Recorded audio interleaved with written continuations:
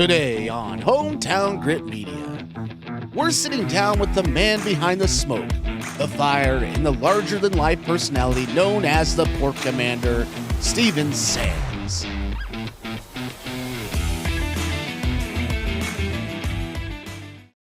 Go pig or go home, baby. Go pig or go home. Turn it up and sing along. Big Boss BBQ all day long.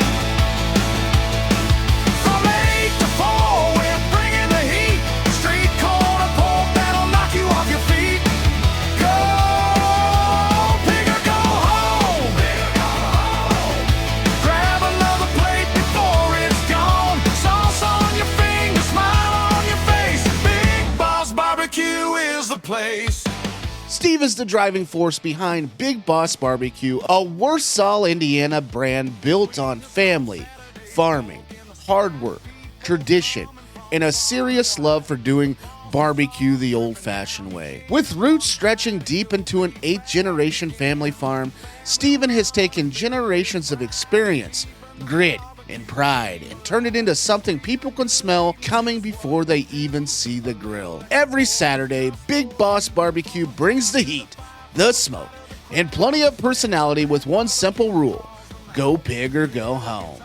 But here at Hometown Grit Media, we're interested in more than just what's cooking. Behind the Pork Commander's name, the grill, the smoke, and the larger-than-life branding is a man with a story, a family history, and a passion for preserving a way of life while building something uniquely his own.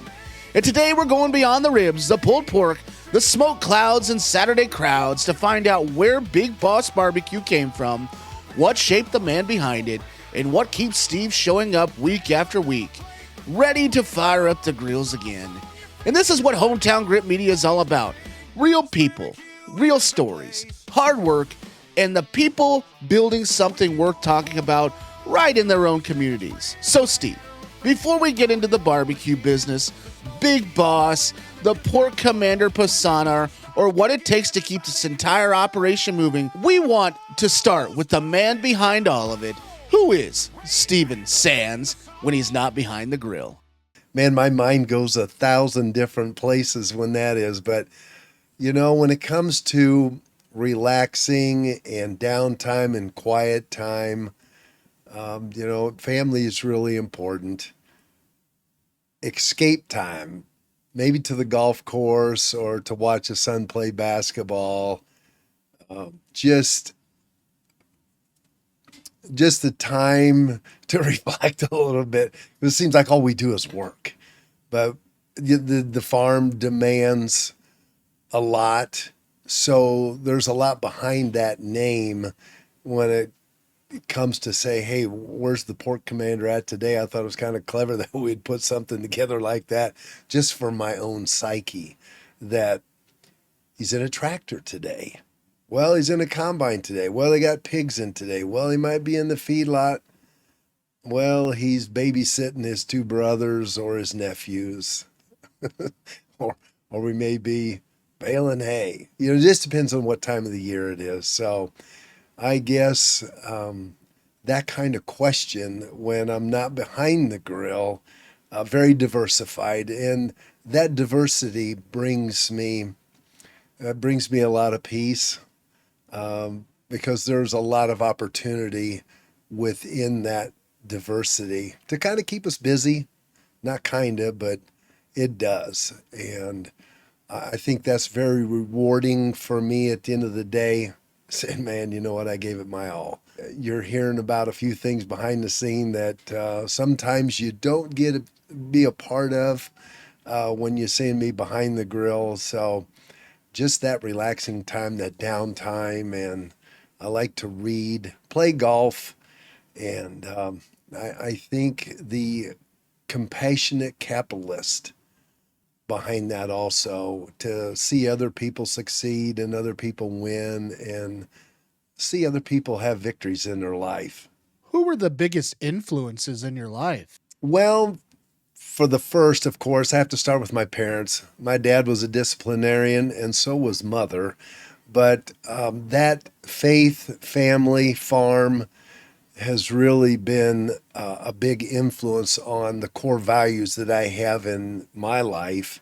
And I hope it has, been taught well to my children, and the influences that I have, when I meet people, to say, you know what, he's a pretty cool dude.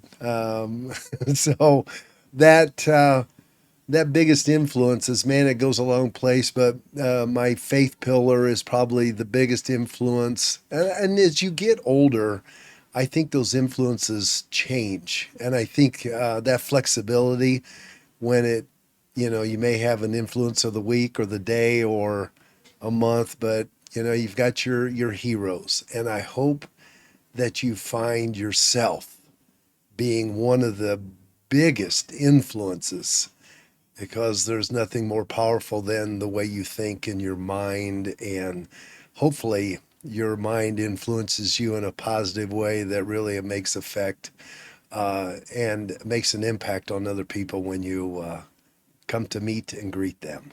Who inspired your love for barbecue? Well, that's an interesting question. It wasn't that I got thrown into it, but my daddy says, "Hey, we got to do a wedding." This was 50 years ago. And he goes, "Will you help me do a hog roast?" And I go, "Heck yeah, Dad." So I just didn't realize the teaching that was going to be in placed. As you sit here saying, "Hey, who inspired you to barbecue?" I think it's something that you grow into. You just don't know. But I think with maturity, he's saying, "Man, just because I agreed to help do a hog roast and to serve people," and I think that was something that inspires me even today, for the love of the barbecue. And it's like, nah, it's the love of the people that makes me inspired to do barbecue. And if you can have that kind of effect on people, regardless of what kind of day they're having, and saying, "Man, your product that you put out, it inspires me to come back." But we built quite a following and a business, and I think that inspiration for me to continue to show up and using the love of food and barbecue and people's spirit, to see how that influences and can inspire them, to maybe carry on and inspire their family to love barbecue, whatever it may be. Mine just happened to be pork, and passionate about that. Who taught you the most about hard work?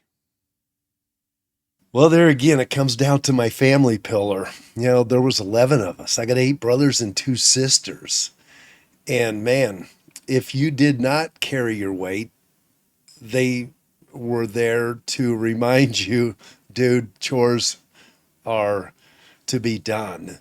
And Dad had, it was tough when we were growing up. I think each generation we try to make it not so tough on the people, but I think hard work, core value, really brings discipline into someone's life, and saying, "You know what? Who taught you the most about hard work?" And it's like, brother, when you ask that question to yourself, it better be yourself, because if not, you'll find yourself not only on the sideline, but being left behind. And the competitor inside of me, and it's like, you know what? I'll just outwork you, and that's how I'll be successful. So you can tie a lot of different words and meanings to who taught you, but I think the influencers that you have around you will really be the best teachers when it comes to hard work. And those influences that they have, and saying, "Well, that dude's a slacker," or, I can see what hard work will do for you. So at the end of the day, Yeah, when you lay your head on the pillow, say, you know what? Yeah, I did. I gave it 100% today. Who believed in you when no one else did? Wow. Who believed in me?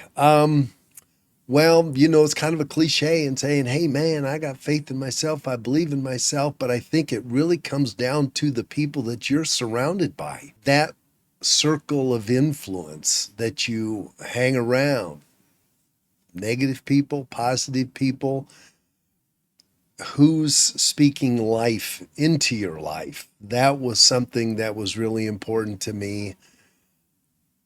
And you start believing some of the stuff that you're hearing, saying, you know what, I am good at that. I can do that. So those little baby steps that we take, we really don't realize the impact that we're having on ourselves to help that belief. When you're saying, hey, who believed in you before anyone else did? And it may sound corny. Well, I believe in myself, but you keep telling yourself that over and over again. One of these days, you're going to start believing it and saying, yeah, one success, one belief, one victory just stacks on top of another. You get bold, you get wiser, and you self educate yourself. So I think that belief just really automatically helps or automatically happens, but eventually you'll start believing in yourself. Who challenged you the most growing up? Well, again, I think that comes back to having an amazing childhood, have amazing parents.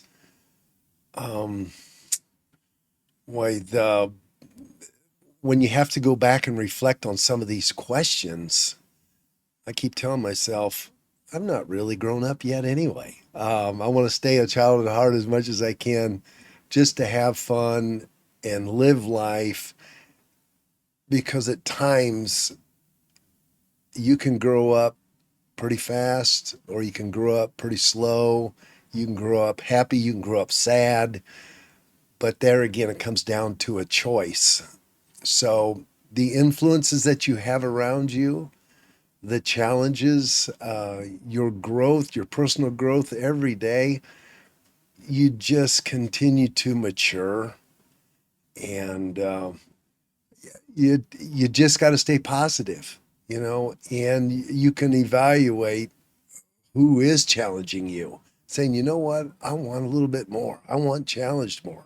I'm hungry, and I think that'll help you grow up fast enough. So I'm trying to slow that down at my age, anyway. Who are you trying to make proud? Man, that's a great question. I think at my age now, it's like, you know what? I can say that I am proud of what I do, who I am, but I think it comes in a balance with the four pillars in my life that are important to me: my faith, family, finance, and fitness. And at days you slide back in certain ones, you gain in certain ones, but saying, you know what? I think an inch by an inch, it's a cinch, and you keep talking to yourself about, especially the self talk, I think is really important. To be your biggest fan in your club, you may or may not have that kind of influence around you. So the self talk, I think, really becomes important to make yourself proud. And I think it'll show when you're around other people, the confidence that you have. And I think it'll reflect in people as saying, yeah, I can see that confidence that you have, that you do make yourself proud. Who had the biggest impact on your business? So, my word, biggest impact on my business. You know, I, I, I didn't know what some of the words were back in the day: entrepreneurial spirit, businessman. And I think that comes with maturity. I think some of the people that was a big reader. So I'd pick up books and say, I think this is what I want to do. when you have a farm background, a large family, hard work, some of those core values that I think at times you may take for granted because you really don't understand because of the maturity level that you're on. And you're saying, so I think that impact comes gradually as you mature in business, whether you succeed, whether you fail. And I've had plenty of those. I've lost businesses. I've been through some challenges that I look back on and I said, how in the world, other than by the grace of God, I made through some of those challenges. But you got to remember, if your circle is really small, when you say business impact, who are some of the other people that are real close to you that's going to affect them as well when you're trying to trying to make that impact in business. But I think some of the books that I've read, and that has probably been initially, and then you look at other people's success and, hey, what you do, the networking that you can do, just asking good questions and being involved in a community, but having a couple mentors. I had a couple business mentors, and they go, well, we probably wouldn't be doing some of the things that you're doing, Steve, but the self challenges, I think, on yourself. But looking back, I don't think I would change anything. And but the key to that helped me initially was the reading the books, because so it kind of really helps with the foundation on where you're headed. Who are your biggest supporters today? Well, I would have to say my customers are my biggest supporters today, but I have to, with the confidence and maturity, say I am my biggest supporter today. And that faith pillar, is it really large enough to carry the belief that you have to make your business as successful as you see it? So the faith pillar is huge for me, and the supporters that come along with that, people showing up, compliments on the barbecue, the pulled pork, the tenderloins, or different areas of my life, and saying, "Man, Steve, you made a big difference today." But it's from the influencers that I've had in my life, parents, spiritual leaders, coaches, other guys that you don't even let them know that you may be one of their biggest supporters, but yet they've been one of your biggest supporters just because of the success that they've had and who they are and how they live their life. But I'm telling you, the customer by far, and I think the self-talk also, to let yourself know that you've got to be your biggest supporter so you can continue to do what you do. Who keeps you grounded? Well, I think the kids probably keep me grounded the most. There's always someone watching. That's whether it's your parents or other community leaders or people that you respect. But then again, you got to turn your eyes inwards and saying, if these are your four pillars or the four rooms in your life: faith, family, farm, fitness, faith, family, fitness, and finances, regardless of what room you're in, I think those core values that you have, if you're spirit led, you're trying to do the best you can, I guess. But I think that's a great question for accountability partners. I mean, you got to have some key people around you that are helping you keep grounded. My mother, she helps keep me grounded. She always brings a lot of common sense and wisdom to saying, you know what, we just don't want your shorts to get any bigger than or your britches any bigger than your back end or something like that. But I think if you've had a great balance in your life, you'll know how to keep yourself grounded. Who do you admire in the barbecue industry? You know, I've got a buddy down in Nashville, Tennessee. His name's Jack Cawthorn. Jack's Barbecue. Jack had 3 locations, and I helped him open all 3 locations 35 and 40 years ago. And he's known as the king of barbecue in Nashville, Tennessee. And he had a tremendous business on Broadway. He's got one on Charlotte Avenue and a 3rd location at Trinity Lane.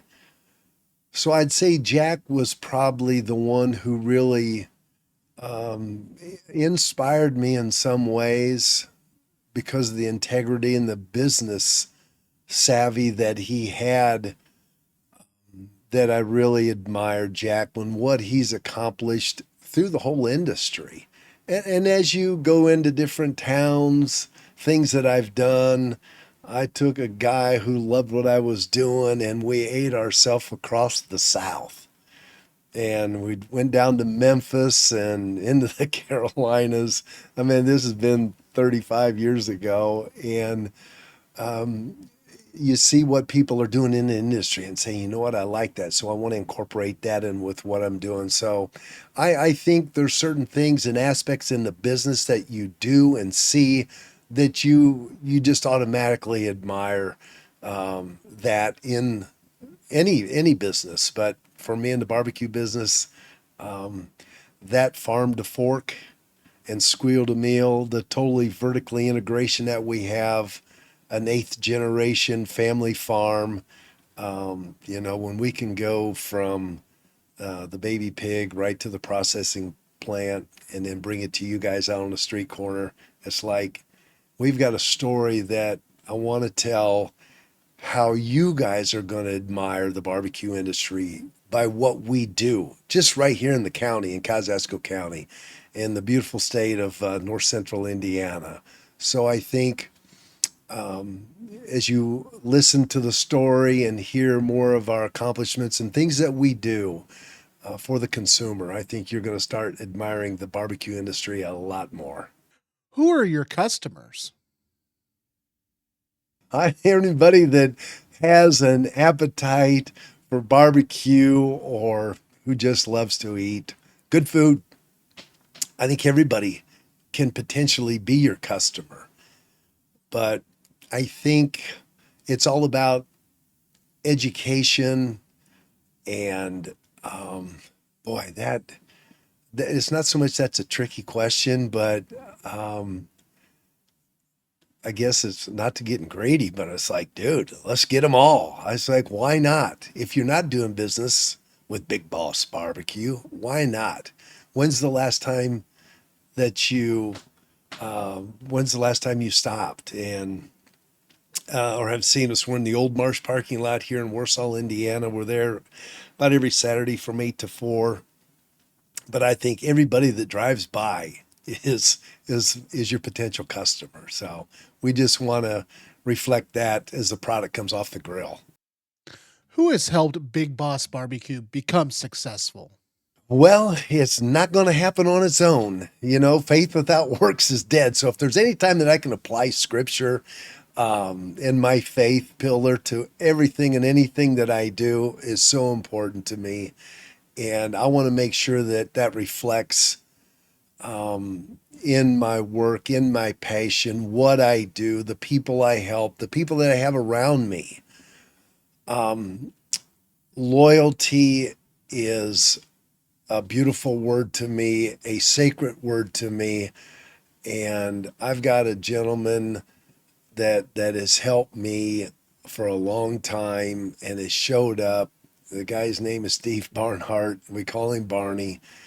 But I would say he has held me accountable to show up.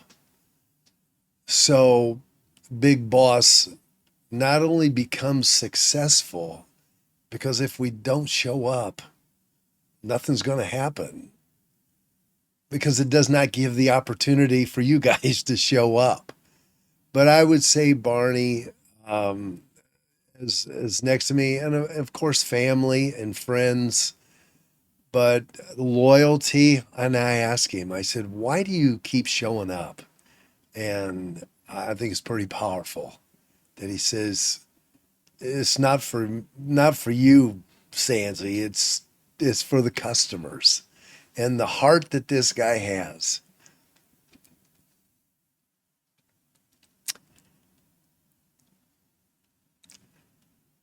And the heart that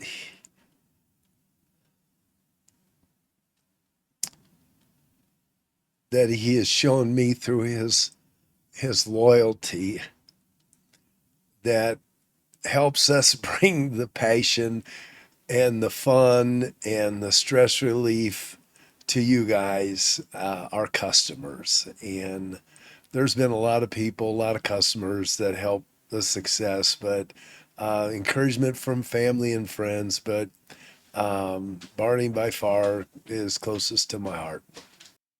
Who would you thank first? Well, I'm going to thank our Lord Jesus Christ, man. I got to thank God. I call my line on Saturdays on Big Boss BBQ. That's my God line. And what a miracle it is. The support that I've received from customers, from a backstory that you have not heard quite yet, and saying, you know what, Sansi, for 20 years, why have you showed up every Saturday? I think we maybe miss one or two Saturdays a year. And the customer, of course, probably is number two. Um, but my heart is full and thankful. Um, but that faith pillar again, I love it when they say, you know what, you got to show up first, because if you don't show up, nothing else is going to happen, because the pork chops aren't going to come off the grill, or the tenderloins, or the ribs, or the barbecue is going to get done. So I'm thanking myself also for the work that needs to be done so I can get this stuff out there to you guys. So that's kind of the line of thankfulness, but that is something in my heart so important to me. It's like, and I hope it comes through by every product that we put in boxes and all the barbecue we share with you guys, that is my heart saying thankful, how thankful I am back to you guys for showing up. Who's going to carry on your legacy? Who's going to carry on? I've asked myself, has my ladder been leaning wrong against the wrong hog barn? That's a great question. I don't know. I think it's something that I would love to find someone that is passionate about a system that I put together to be able to carry on that legacy. But this is my legacy. In my dream, at times it seems like a nightmare, but I think staying focused, and I think the big word for me is trust, and saying, you know what, Lord, you know what I'm doing. If there's somebody out there that has a passion for a system and tremendous product that wants to carry on, I keep telling Barney, I said, well, maybe I can make it to 70. And I think I'm closer to 66 than I am 65. So I don't know if anybody in the family, but it would be great if somebody does step up and would want to take over. So there's a huge opportunity here, and I'm not going to be silent about sharing the opportunity with someone that has a passion for pork and wants to serve. I think that is a big part of the healing process for me in this journey, has been serving people. So I think finding that right one, God knows. So that's who I've got to trust. Who has taught you the hardest lessons? Well, I think nobody but myself. There's times that I may not like to listen too well. And I'm a ready, no, I'm more of a shoot, aim, ready kind of guy. So those lessons there, I've self-taught some of the hardest lessons. Say, man, don't do that again. And I think we can all put ourselves in that place. So, what made you start the business? Well, that's a great question. I got some crazy answers for that one. My first company, I was bought out 20 some years ago. And I can tell you some funny things. I mean, it's either that or I was going to jail. So, anyway, somebody says, hey, Big Boss BBQ would be a great name, and I had a wooden plaque that somebody made for me that made it Big Boss Hog. And I go, well, I'll just be Big Boss Barbecue. And I wanted to get back out on the street corner. I mean, I missed the people. And I suppose that was probably the thing that made me want to start up the business again. And I go, I had so much time on my hand. I don't now, but had some time on my hand farming with my brothers. And I think we had such an amazing story that here we are, an eighth generation family farm. We run 18,000 pigs on feed all the time. We got 2 feedlots full of cattle, and we got about 5,000 acres of row crop. And it's not that we didn't have enough to do, but I wanted to be able to tell the story that the pork that you're eating here in this county was raised just 9 miles south of the county seat here in Kosciuszko County here in Warsaw, Indiana. And I think it's gotten a lot bigger, and I like that because the education process in what we do is important to me, and saying, here, this is how to cook a pork chop. This is how to do a tenderloin. This is how to do a breaded tenderloin. So there's other aspects of the business that bled into, oh, well, you know what made you start this? And I just wanted people to make sure that they were cooking that pork the way I was, and it was getting a good name for the quality of product that we were really putting out. So I wanted to carry that legacy, and it's crazy. I love it. What does barbecue mean to you? Well, I think it gives an opportunity for family to come together at a table or at a park or somewhere. But I think when you say that question, what does barbecue mean to me personally? To see smiling faces and parties and being a part of that. It's just not about barbecue. It's about relationships. It's about people. Of course, food, name it barbecue, a pork chop, tenderloins, ribs, rib tips, rib eyes. But I think when it all said and done, when we all are gathered around a table or a picnic table or in the backyard and saying, hey, where'd you get this? I got it from Big Boss. But anyway, that bringing the family together, that's what barbecue means to me. And it's there's a heartstring to that because I can see a lot of smiling faces. What makes your food different? Well, I think the freshness.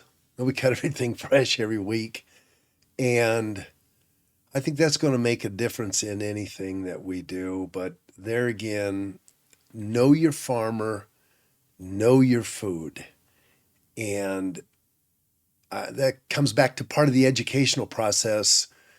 This is going to make a difference not only to your table, but to your family, but to your taste buds. And I think then it makes a difference to how we line people up and how we serve people. So that's a very deep question for me. And I think it starts at the farm. breeding practices, just the quality of mates and the quality of pork that we're putting on the farm that I think makes it to you guys. So I think that makes a difference for me, knowing where that product is coming from. Saturday morning, Warsaw, Indiana! Smoke's rolling, the boss is cooking.